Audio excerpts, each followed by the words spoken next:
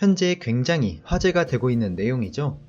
바로 국내 상장 미국 ETF 투자자들에게 날벼락이 떨어졌다는 소식입니다.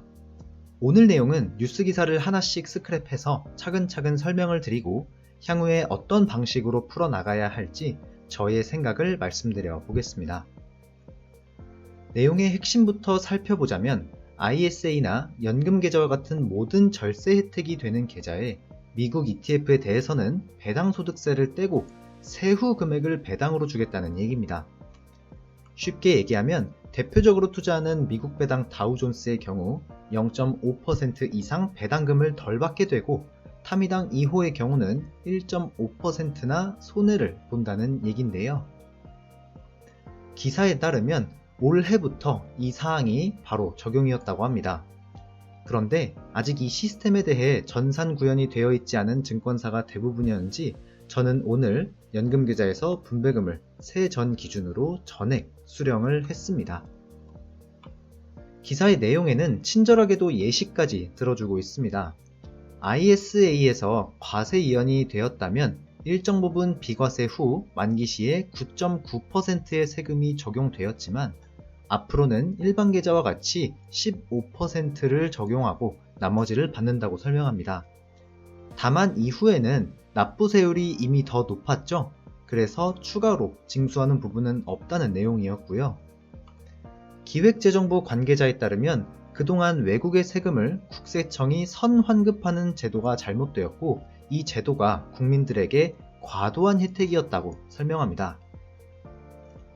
이 사실 우리만 몰랐던 걸까요? 최근 미래에셋 자산운용 상품인 타이거 미국 나스닥 100은 이를 미리 의식한 탓인지 배당금을 무려 작년 동기 대비 67%나 삭감하는 모습도 보여주었습니다. 그래서 이 종목에 투자하신 분들 배당이 왜 이렇게 과도하게 줄었냐며 항의가 빗발쳤다고 하는데요. 사실 이 부분은 미리 예견되어 있었다고 봐야 합니다. 우리가 정말 알아차리기 힘들 정도로 말이죠. 바로 4년 전인데요. 당시 펀드에 대해 외국 납부세 공제 방식 때문에 세금 환급이 과도하다는 인식이 있어서 이에 대해 배당소득세를 국민들로부터 선차감하는 방식으로 바뀐 내용이라고 합니다. 사실 ISA의 경우 혜택이 연금 계좌에 비해 상대적으로 크지는 않지만 문제는 바로 연금 계좌입니다. 쭉 과세 이연을 해주다가 수령 시기에 해당 ETF를 매도하거나 이미 받은 배당금을 통해 저율과세로 인출했을 텐데요. 해외 주식 ETF의 경우 매도해도 매매차익 15.4% 배당소득세가 발생하죠. 따라서 연금액으로 수령하려면 반드시 예수금 형태로 있어야 하는데 매매차익이든 배당소득세든 어떠한 경우라도 세금을 피해갈 수 없는 구조가 되어버렸습니다. 그리고 몇 시간 전 이러한 사태의 심각성을 인지했는지 기획재정부가 공식 입장을 발표했는데요. 내용을 보겠습니다. 종전 납부 방식을 합리화해서 앞으로는 국세청에서 선환급을 하지 않겠다는 얘기였고요. 여지껏 이뤄졌던 방식은 국고로 외국 납부세액을 지원하는 사례가 발생할 수 있다고 설명합니다. 즉, 우리 국민이 내야 할 세금을 국고로 커버했다는 의미로 해석이 되죠.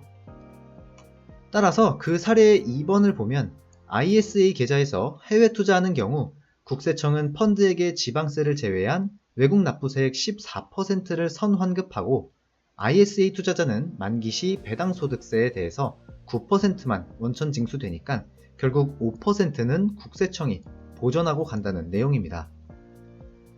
연금저축에 해당하는 사례 3번도 같은 내용입니다.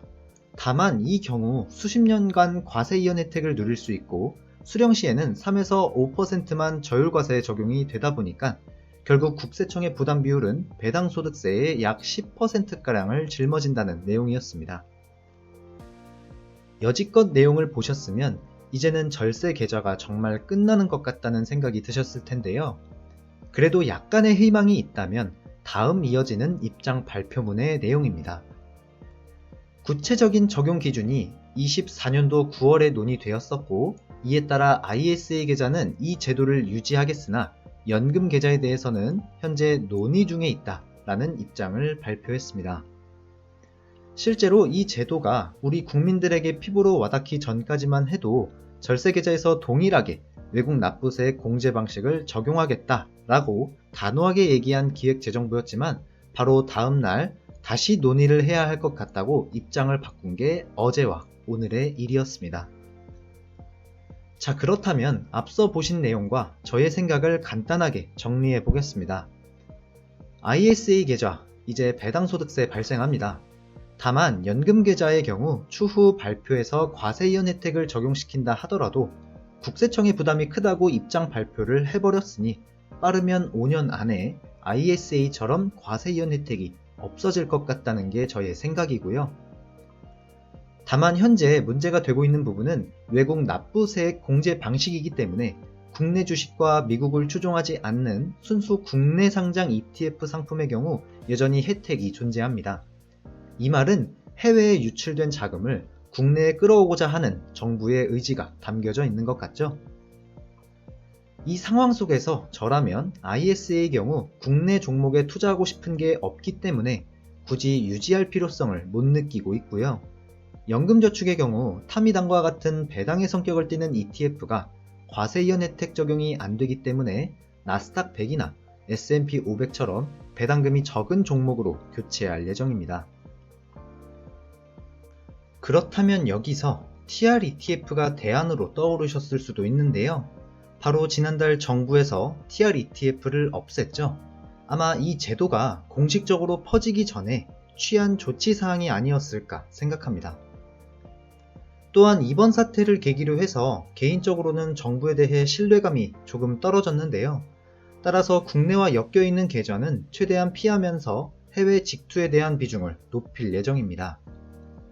이 추세대로라면 건강보험료도 어떻게 건드릴지 모르기 때문에 차라리 양도소득세로 모든 걸 끝내는 자가배당 전략을 앞으로의 조기 은퇴를 위한 전략으로 선택할 것 같습니다.